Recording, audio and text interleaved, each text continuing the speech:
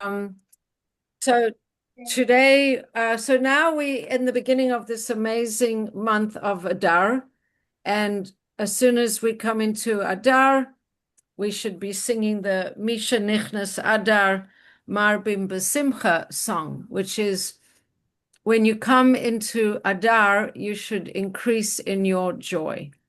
So let's talk a little bit about Adar and talk a little bit about joy.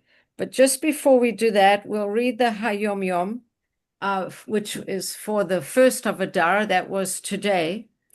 And it is written that man goes out to his work and to his labor, his avoda, until evening. Every soul in its descent into this material world has general and personal tasks. So your soul came into the world with a mission, I guess a mission statement, but also a couple tasks that it was entrusted to do. This then is the meaning of the verse. A man goes out to his work, or a person. The soul goes out from its position in the trove of souls. So this idea that in in the higher realms, the souls are kept. The metaphor is some kind of a trove, a treasure chest in the highest heavens. And then when it's ready to be incarnated, it descends from plane to plane until it comes to be invested in a body and in the natural and animal souls. The purpose of this descent is for man is his work. The reason why you came here is to work. In case you had any illusions, if you thought you just came here for a vacation, for a fun time, you came here to refine your soul. You came here to work on different things, challenges, so that your soul, this is earth school, right? So that your soul can refine itself. So the purpose of this descent is man to his work, to his general task. And what is the work? The general task of achieving dominance of form over matter. What does that mean? Meaning the spiritual over the material. To illuminate the world with the light of Torah and the candle of mitzvah.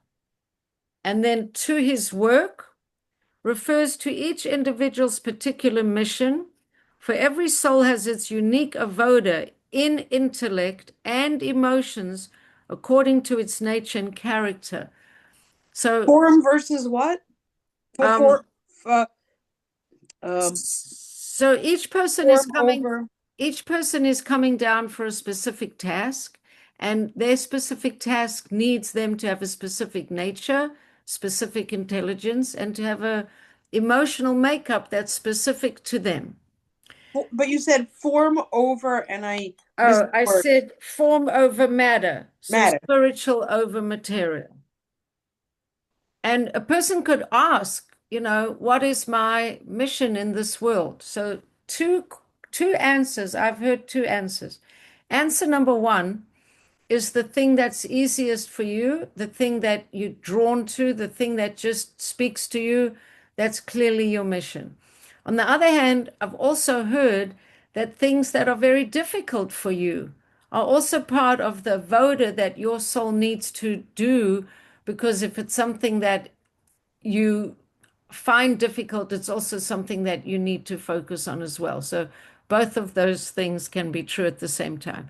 Then you've come here to work until evening.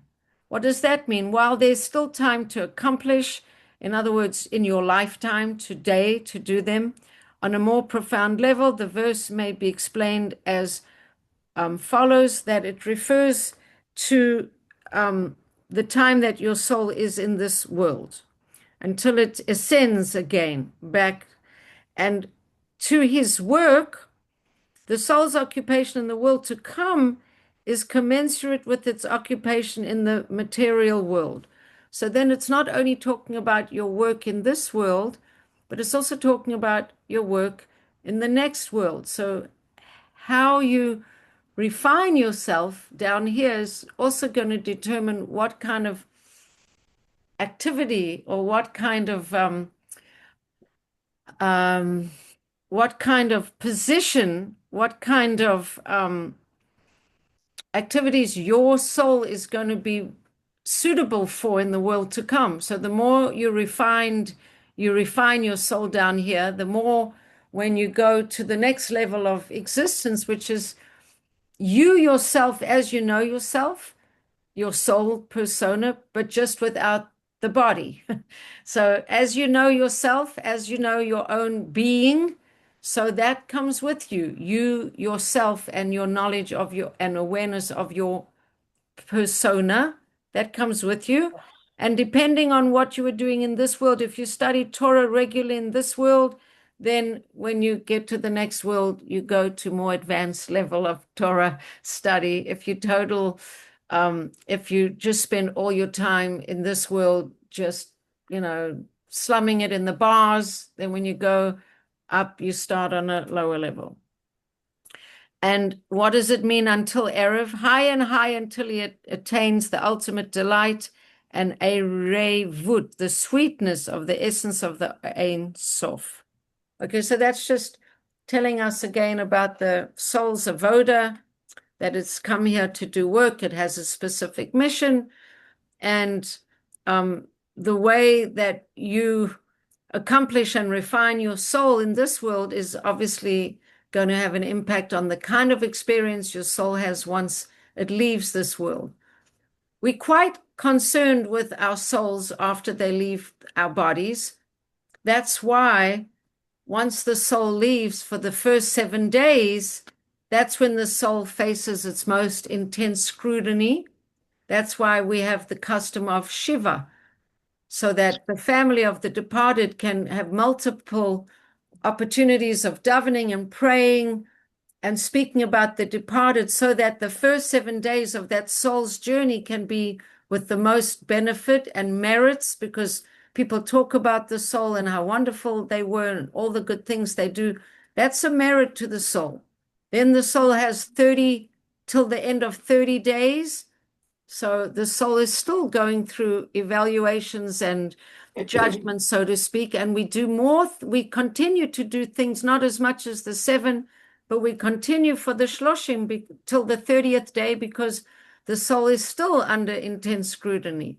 And then the next 11 months, we still do things in merit of the soul because it's still going through judgment, but less intense after the first 30 days. And then that's the idea of giving in the merit of the departed every yortzeit.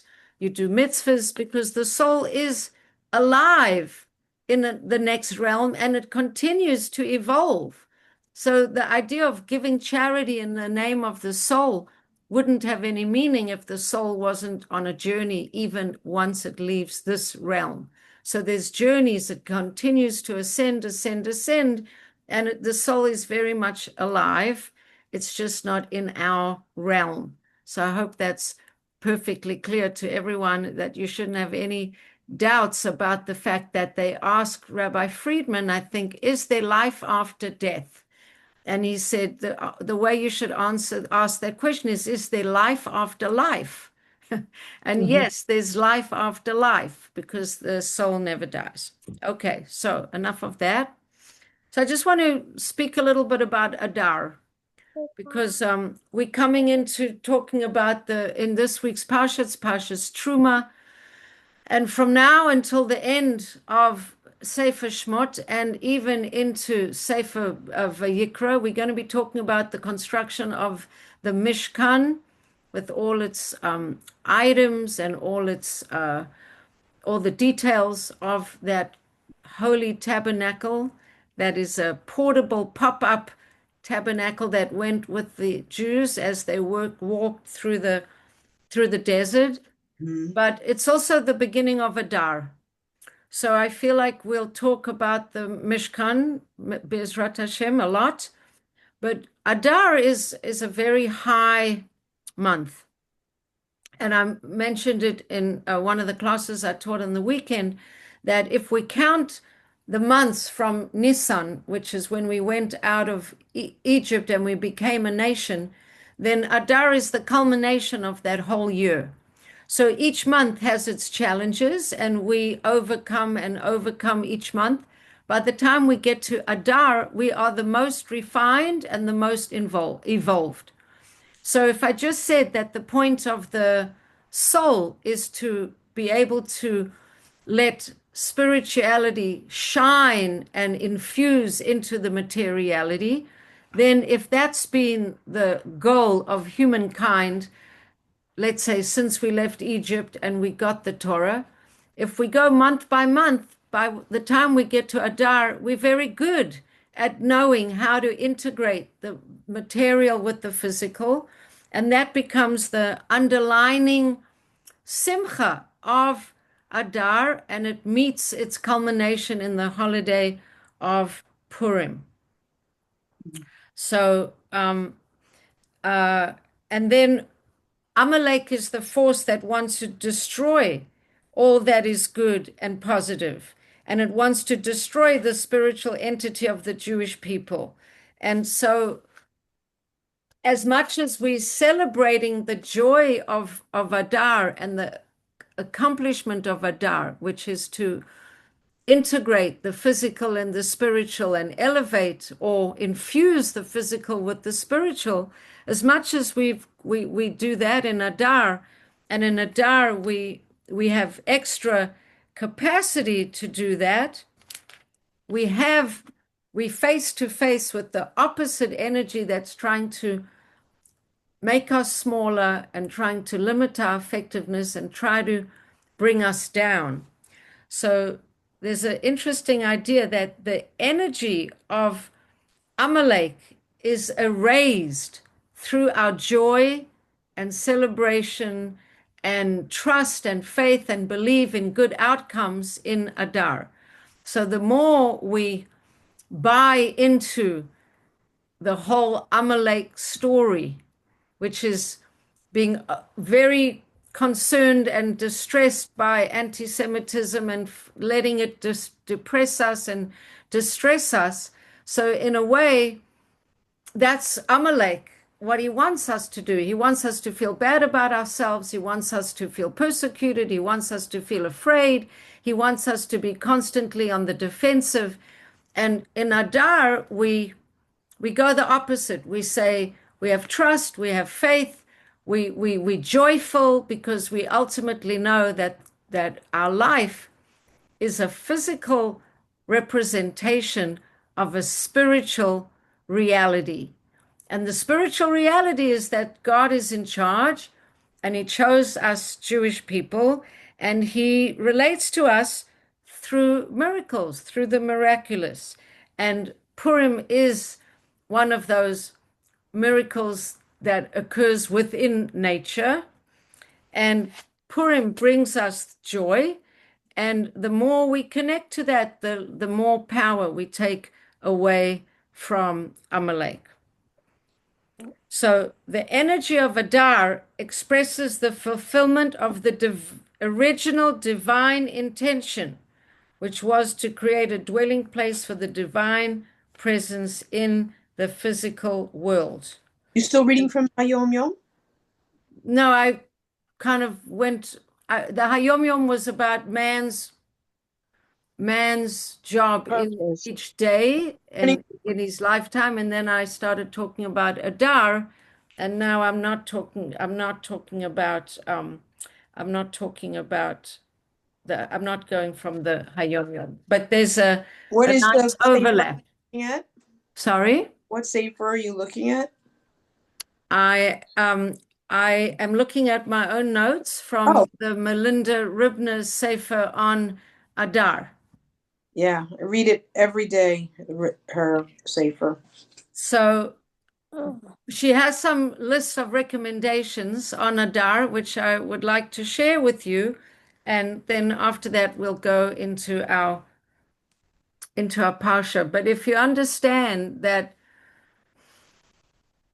from a Jewish point of view, we choose our thoughts. We choose our thoughts. We choose our thoughts.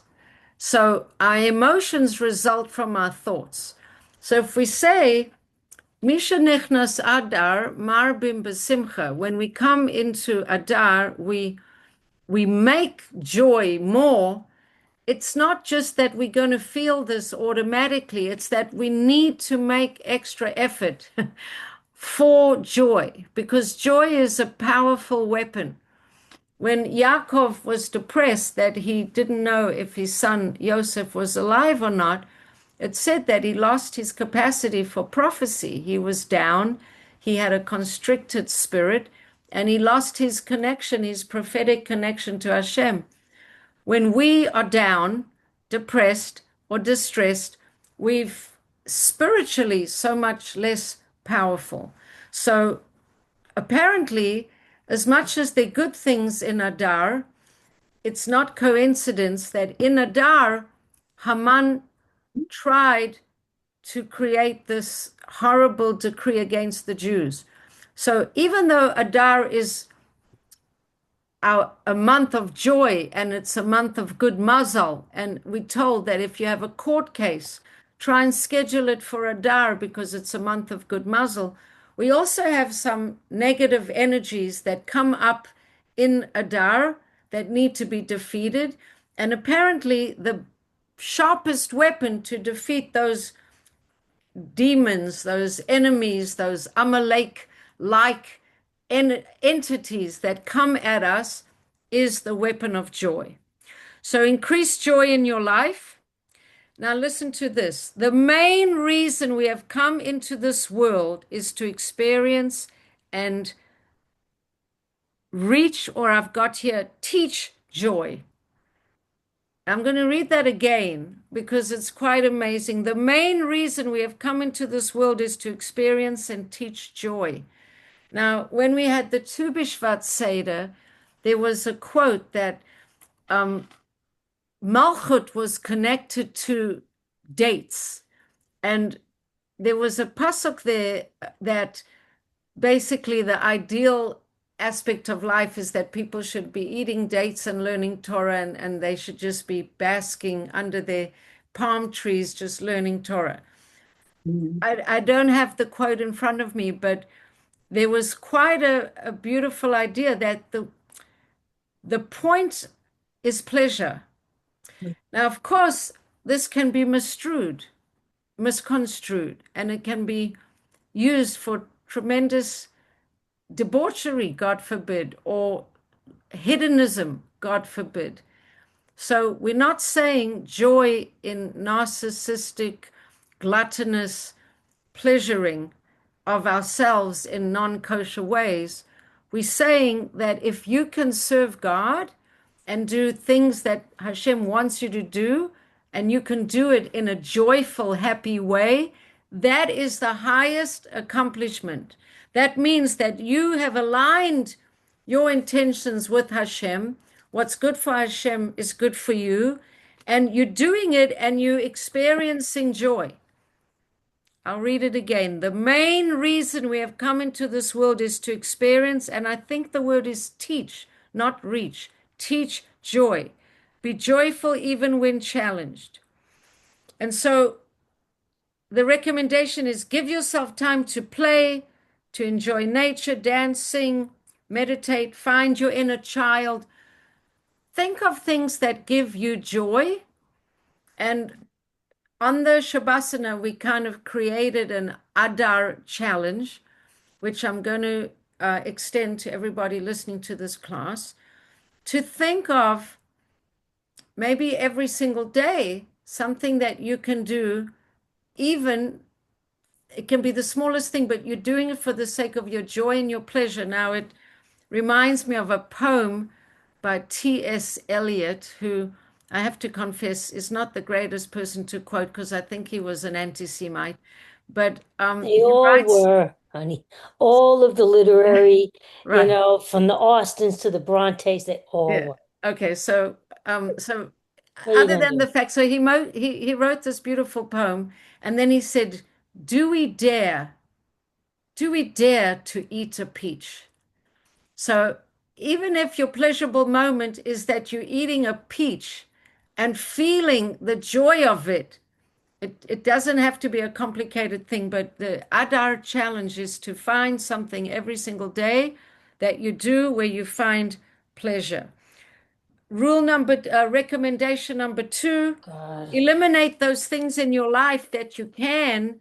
Obviously, you can't, we're not free to do this, that take away from your pleasure. Um, Uh, Sing and dance with your prayers. Wipe out your personal Amalek. Be mindful of the inner voices that want to take you away from the experience of absolute joy of being alive. So if you have voices within your being that are minimizing of your accomplishments, complaining about, that inner voice that's a sort of moaner, groaner voice, one that's comparing, minimizing. I mean, let me hear from you the kind of Amalekian voices so far. I've got comparing, minimizing your own, making you doubt yourself or your accomplishments. Anybody Yeah, wants to contribute anymore? You got Negative to not self-talk. even.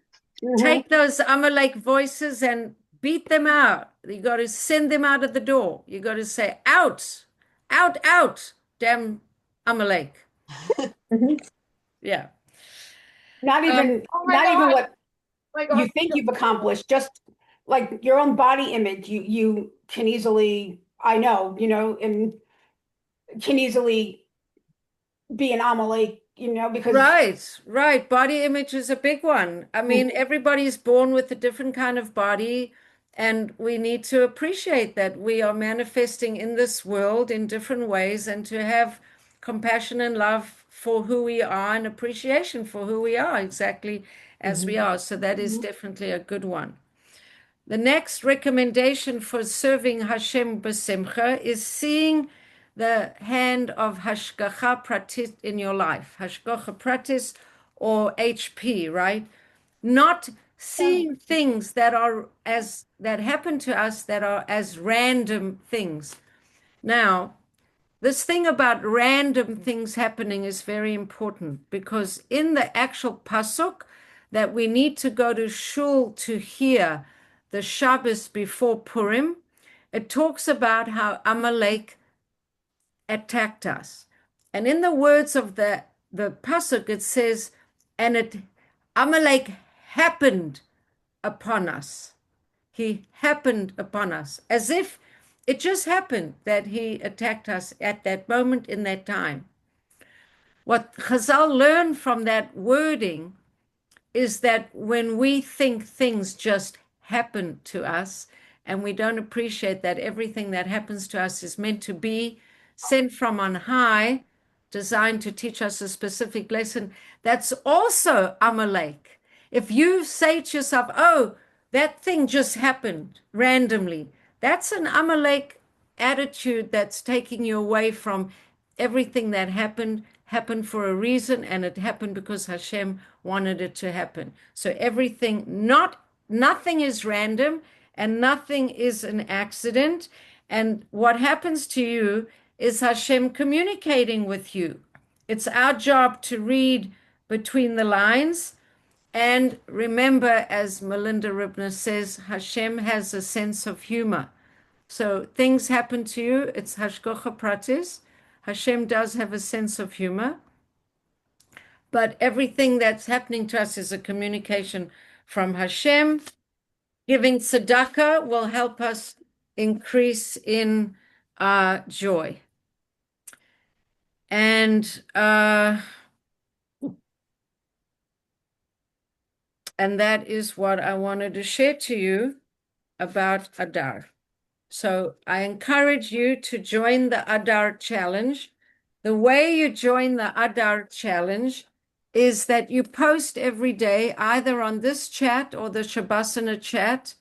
Maybe if you're part of the Shabasana chat, maybe that's a better place. If you're not part of it, you could.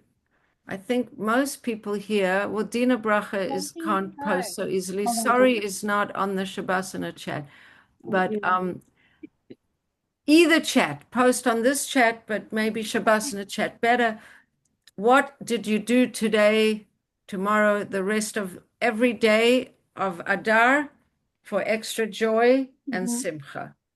Okay. Now You we know, are. there's one actually going around from, I think, Project Inspire Yeah, site. I You saw that one? posted it. I Mhm. posted it, but that's going to be their inspiration to you. This is Oh, what you okay. are doing in response to the I inspiration. got it. Okay. Right. Thanks. Okay.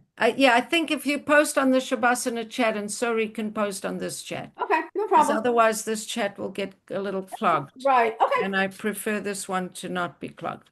I don't Okay. blame you. So we're going to talk for this Pasha. I'm going to read you um, uh, something in the Pasha, and then I'm going to give you the Hasidic extrapolation on it. And I'm basing tonight's class on daily wisdom, inspiring insights on the Torah portion from the Rebbe. Okay. So in the first reading of this week's Pasha, Hashem taught Moshe the procedure for kindling the lamps of the menorah, and he then began to describe how to fashion the special garments of the priests. Okay. So hang on, no, this is the wrong, I'm sorry. It didn't look familiar at all. That's next week. Sorry. Here we are. Okay. Hashem begins his instruction regarding the Mishkan by listing the materials needed for its construction as well as defining its purpose. So you know that the Mishkan was made up of many, many different items, articles, gold, silver, copper, different animals, animal skins, wool, different, all different things. So it says, "Va'asu li mikdash v'shachanti betocham." They should make me a sanctuary so that I may dwell in their midst. So we know this. We've heard this commentary before, that the point of building the sanctuary was so that we could create a dwelling place for Hashem. So just before we carry on, you should know that the differences of opinion. Was the Mishkan intrinsic to God's plan? That just like when he gave Torah on Mount Sinai, there was a focus place where all this revelation took place. And as a continuation of that experience of Har Sinai, that now there should be a focus place where Hashem could continue to reveal his presence. That's opinion number one. Opinion number two is that shortly after the Jews received Torah on Har Sinai, they had the incident of the golden calf. And then, even though chronologically we haven't had the story of the golden calf yet, that according to some opinions, the Mishkan was given in response to that because it seemed like people need something tangible to relate to. But anyway, the commandment is va'asuli mikdash, make for me a mikdash v'shachanti betocham. In them, as Hashem told us to make a sanctuary so that he can dwell within us. There are three types of sanctuaries included in this commandment. The physical Mishkan that the Jews built in the desert, then the personal inner sanctuary that each of us must construct out of our lives and our sphere of influence in the world, and finally the world at large, which we must transform into God's home. So the Rebbe is saying that this mitzvah of make me a mikdash.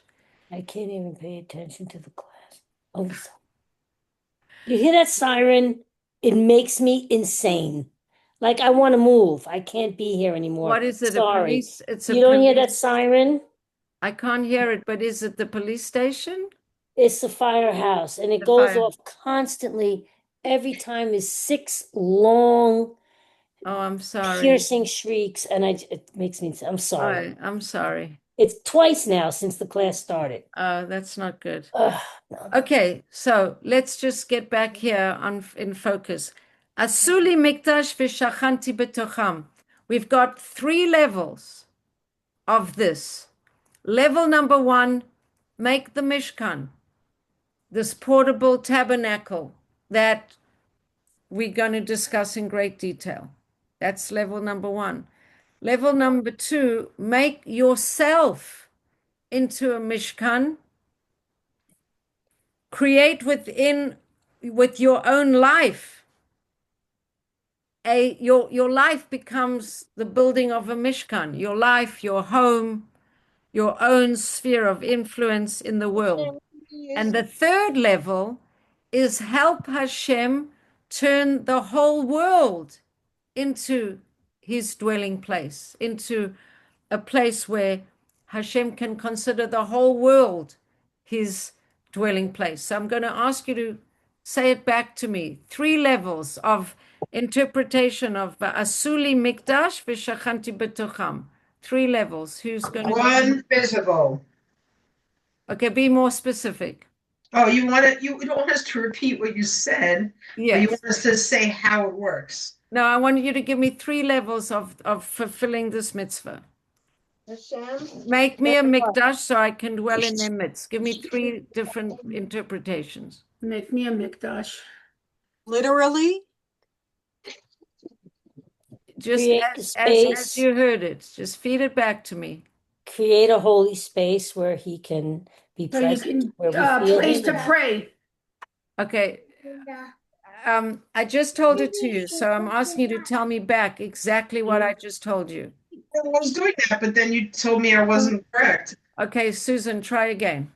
I said physical, personal, and the world, but you sounded like you wanted more. No, physical. So when you say physical, what do you mean? A building. Hmm? A building. Right. The building in the desert at that time. That's level number one. Level number two. Working on ourselves to be holy and not allow non-kosher food in our bodies and Right. Make yourself into a mikdash. And number three. be a light in the world, be a lamplighter. Well, that's still number two. Number three. In the world, lamplighter has to do with the world. How Right. about praying to Hashem? Number Prayer. three is that the whole world, not just us, everyone else as well. The What is a whole world. lamplighter? Is for others to see the light. Right. Okay. In all three cases, the task is possible only because we are simply revealing the hidden, true nature of reality. This is beautiful. The Rebbe is saying you're not making something that's not there.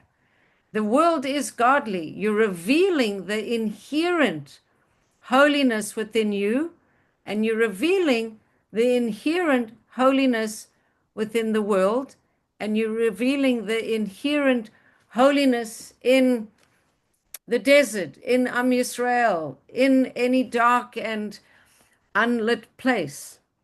It's really interesting because it's a consistent belief that in order to chase away darkness, you just need to reveal the light. You just need to keep focusing on revealing the light, that there is inherent godliness, and it's our job to reveal it, not to create it, just to reveal it, which is pretty amazing. The world at large and everything in it exists only because of the divine energy pulsating within them. So making the world into a place where divinity is revealed is simply a matter of removing the obstructions that hide this reality. That's quite radical. That everything is good, you just don't see it. So if there's an obstruction, reveal that obstruction and see the truth underneath. See the truth underneath. So right now we have chaos, we have fear, we have a lot of people thinking that, the wrong people are in power. But really, it's all part of a plan to show more and more and more the God's behind everything, and there's a plan. What's going on in the world right now is many, many, many great leaders of the secular entertainment world and even the health world are all being shown for what they are. We had the banks being shown, we had the medical establishment being shown, we had political things being shown. Now we're seeing that a lot of gurus and health big people and all people who are the voices of, trying to sell the world that they're the experts, they're also being shown right now that they're all a bunch of hypocrites. So another level of revelation is going on as we speak. Similarly, the essence of every one of us is our divine soul. So making our lives into a Mishkan for Hashem is nothing more than allowing our inner essence to shine through the excess material baggage that we have accumulated during our journey through life. Chana Bracha did a beautiful meditation of letting go of the baggage. And as we let go of our baggage and we're walking up the mountain, we let go of more and more baggage until we become lighter and lighter and lighter. If you imagine yourself that you are absolutely luminous, radiant, powerful, free, liberated, that's truly who you are. And anything other than that is sort of accumulated debris that you have to kind of cast off. So that's all coming from Asuli Mikdash, V'shachanti betocham, not just the external Mikdash, but the one within your own heart and within the world that we're living in. Hashem wants, he wants the whole world to be his Mikdash. Okay, next part. The first furnishing of the Mishkan that Hashem instructed the Yidden to make was the Aron, the Ark of the Covenant, an open gold-covered wooden box that housed the 2 tablets of the covenant, upon which Hashem had engraved the 10 commandments. This Aron, this ark, was sealed by a golden cover, upon which were 2 figures of winged angels with infant faces known as cherubim. Cheruvim, or in English, cherubim. So, first of all, it's just nice to, I started reading an essay from David Foreman, but I decided not to use it tonight, that the ark, the Aron, was wood, on the outside was gold, on the inside was gold, and inside was the 10 commandments. The teva was made out of wood. On the inside was tar. I think on the outside maybe was tar also. And the teva is something that can be interpreted as, teva is also explained as the word. Come into the teva, like a place that holds Torah. There's an analogy there, or a metaphor, that the ark and the Aron. But anyway, focusing on the cherubim.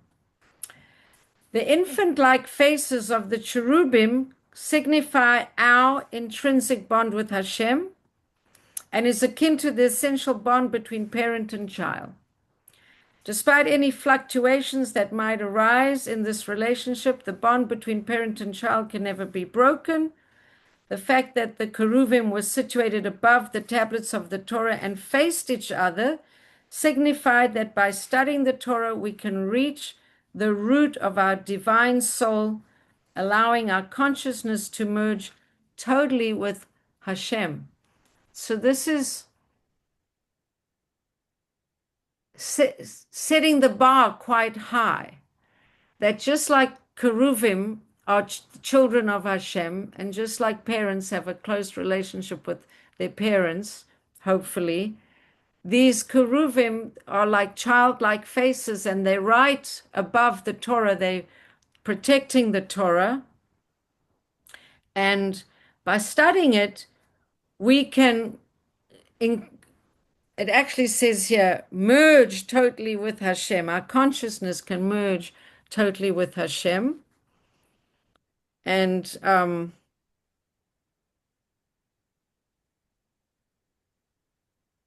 it says also that the cherubim's wings were spread protectively over the ark, alluding to the fact that the Torah education of young children ensures the preservation and continuity of Torah. By the You know way, what happened to the Kerubim now? Are they hidden or they flew away or? well, those Keruvim were made out of gold. The only Mm-hmm. other time that we talk about Keruvim, by the way, is in Gan Eden, that once Adam and Chava were sent out of Gan Eden, the entrance to Gan Eden is guarded by Keruvim, Mm-hmm. angels that Right. have fiery swords, Mm-hmm. and they're guarding the Right. entrance to Gan Eden. And now these Keruvim are kind of guarding or above the Torah, and that's the only two times that Keruvim are spoken about That's in this wild. way. Mm-hmm. Um, and then we get the commandment about the menorah. And it says, Vasita menorah v'gomer. You must make a menorah. So we know that Moshe had difficulty knowing how to make the Mm-hmm. menorah. He had difficulty because the whole thing had to be made from one piece of gold. It couldn't be like we make the branches and then we stick the branches onto the base. It all had to come from one piece of gold. But the Rebbe is going to say that Moshe had more than that question of how to make the menorah. He had another question as well. Um, what he couldn't understand is how does a menorah, which is a physical thing, how is it going to spread light into the world? How does a physical thing change the consciousness of people? It's actually a good question, really. We have a mitzvah on Hanukkah to look at the candles. And it says that when we look at the candles, we're actually going to heal our eyesight. We're going to purify our eyesight. We're going to improve our eyesight. We're going to connect to the Or Haganuz, which was a kind of a light that allowed Tzaddikim to see from one end of the world to the other. So that's a very powerful light. How does looking at the Hanukkah candles accomplish such a awesome results? And how could it be that the menorah that Moshe was trying to figure out how to build, how could it spread the light of divine consciousness to the outside world? That was what Moshe's question was. And Hashem, so his question was on two levels. How do I make it? And how is it going to be so powerful as to affect the world? So it says Hashem showed him an image of a fiery candelabrum, but it still was difficult for Moshe to make, even though Hashem showed him like an image, almost like a holographic image of a fire version of a menorah, because when Hashem shows something, he was showing it in holographic, godly fashion.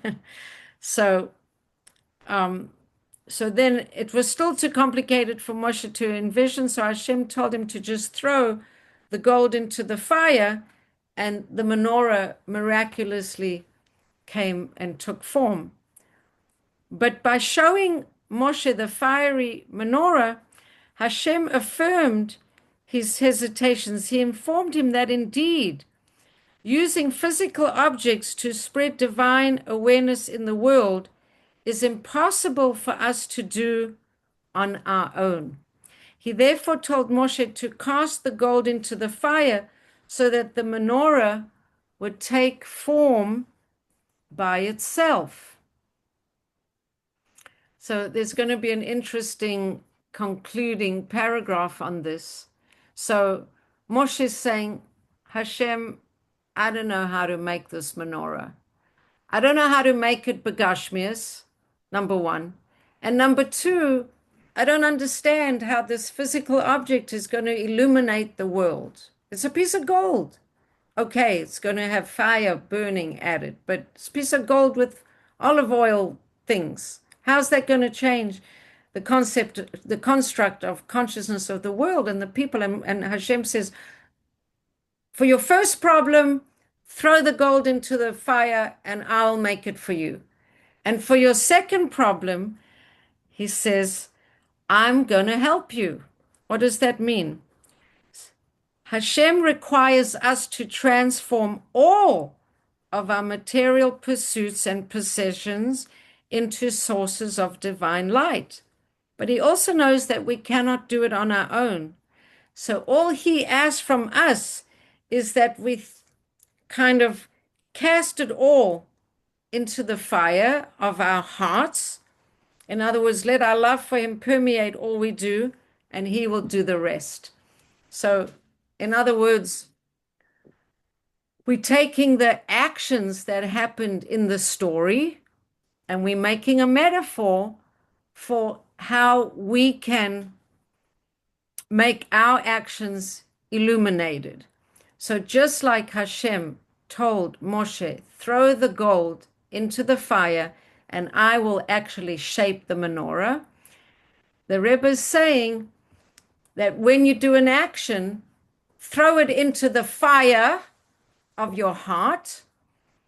And if you have the right kavanah, the right intention, the right enthusiasm, you can't ever guarantee results. But Hashem is saying if you are enthusiastic and you're committed and you have kavanah, Hashem will take care of the rest. And that's what will make the deeds that you do illuminated, right? Because what is a menorah? It's a light that illuminates. What is a mitzvah that's inspiring? It's a mitzvah that's illuminated. How can you try and make your things inspiring? You can't. So Hashem says, as long as it's coming from a heart that's warm and that's full of passion for Hashem and enthusiasm, he'll make sure that it comes out okay. Everybody get the metaphor?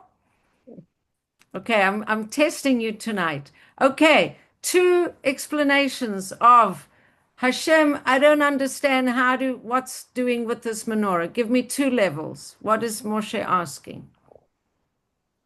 How do you do it in reality? And how does it illuminate the world? Thank you. Very good. Susan's doing good. She's Yeah, getting she's doing all good the tonight. she's getting all the things. I mean, Answer your question. the answer is that we don't have to carry everything on our shoulders. We don't have to do. We can do our part, and Hashem carries. Sometimes we might think that there's a beautiful song, and because I'm still on the high from the Shabbaton, I can sing the song. I might not usually sing it, but I'll sing. So it's Lo Alecha Lo Alecha Hamlecha Ligmo, Lo Alecha Ligmo, Lo Alecha Hamlecha Ligmo, Lo Alecha Ligmo, Velo Ata Ben Chorin Lehitbatel Mimena, Velo Ata Ben Chorin. So I love that song. the song actually means, right?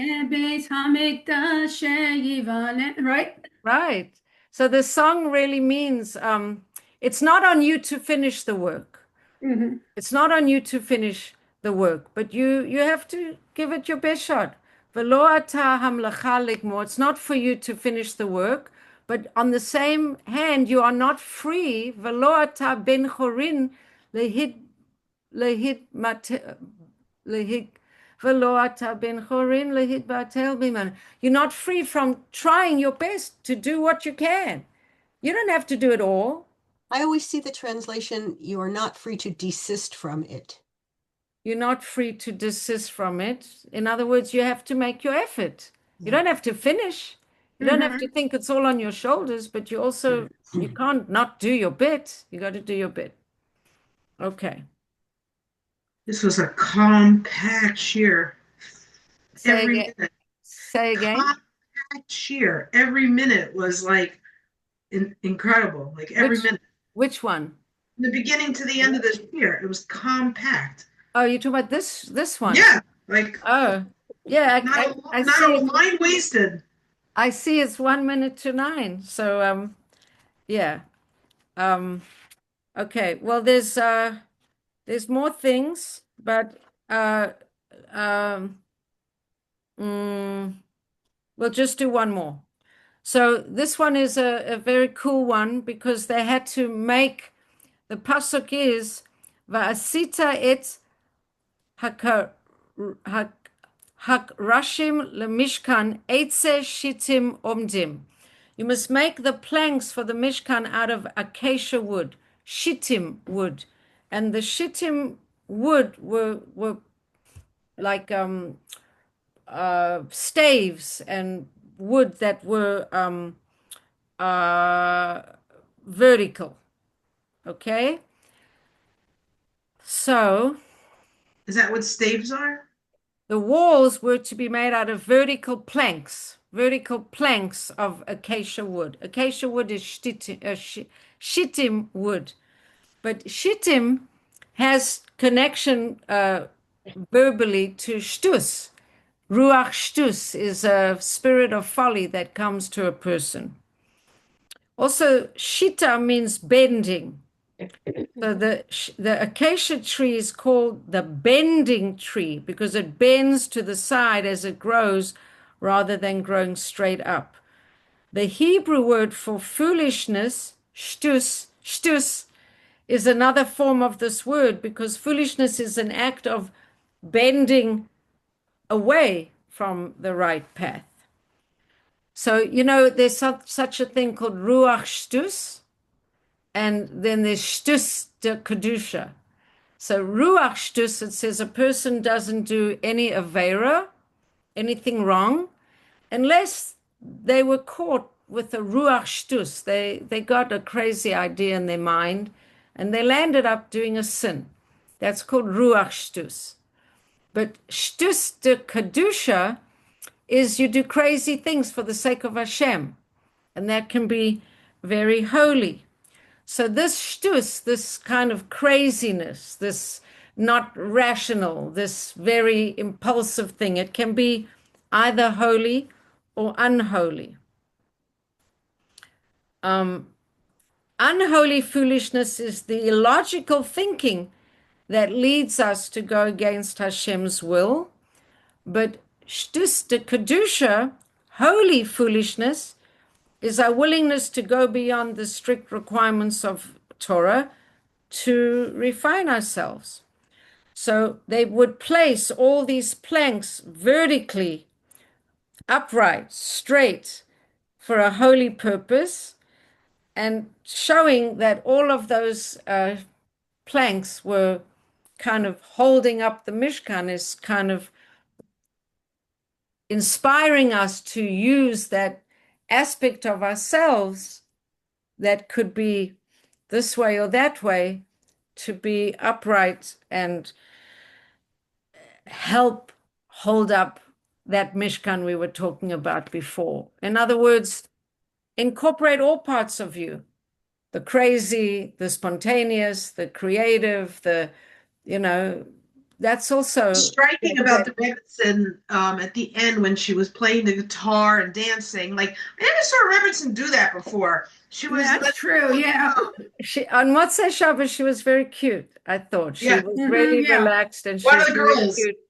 And yeah, she's very humble. She's really humble. She really is. She's probably, what did you say?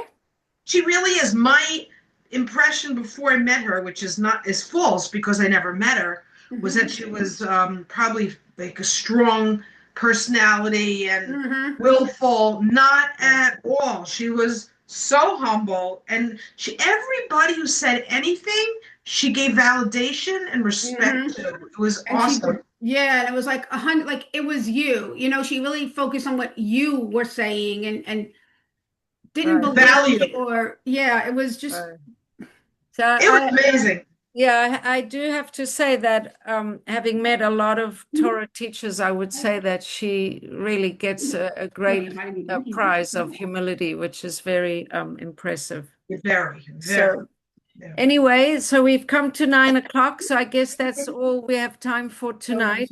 I also am So- still high from the weekend. Mhm. Yeah, well, Baruch Hashem, it's when people come together, it's beautiful energy Mm. and Thank Mhm. you for for being a Shabbos and vessel. for learning. Oh, you So work for so the hard. people that You work weren't so- there, we missed you. Yeah, Next And- time, don't miss it. Next time. You And, work so hard, nonstop. I cannot get there, Nonstop. really. I wish you would have called and said, all right, what do you want to do? Can you do No, I something? had offered. I had help. I Mhm. did have help.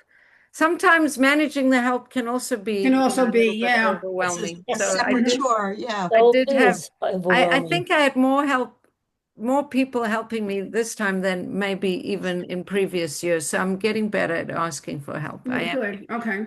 Yes. Mhm. Anyway, thank you everyone. Thank you very And much. Thank you, have a Bracha. beautiful Thank you so much. Scarlett wants to beautiful say rest bye. of the week. And have in mind for the Purim High Council. Yeah, I'm gonna try to Okay. figure out if I can do it or not. No, not yet. Okay. Okay, have a good Shabbos, night. everybody. Good Shabbos. Everybody have a Thank good you. Shabbos. Great. Enjoy. Good Shabbos, Bye-bye. bye, Yakova. Shabbos. Bye-bye. Get some good rest, Bracha. Yes. Yeah, Thank really. you. Yes. Bye.